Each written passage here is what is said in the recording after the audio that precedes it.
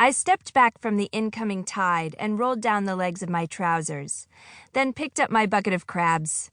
We'd been catching crabs to cook for supper when Luka had disappeared with Tobin, to return an hour later with the buckets of coarse, dark sand. "Creel," Luka said, the pleased expression on his face telling me my prince was about to unspool a grand plan. "Do you know how glass is made?" "Of course," I said, somewhat stung even though I knew that he wasn't trying to make me look foolish.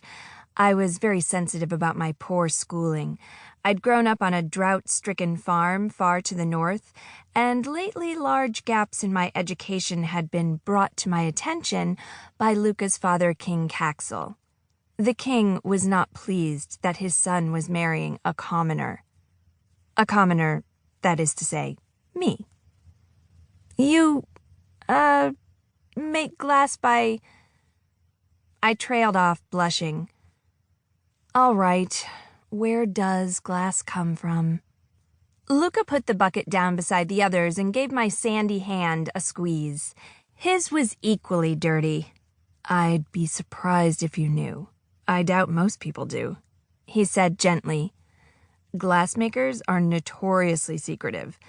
Glass is made from sand that has been melted." Now his grin was even wider.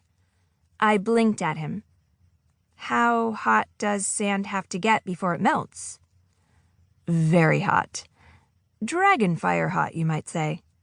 Shardis has been talking about making his own glass, and the best way to get different colors and textures is to use different types of sand.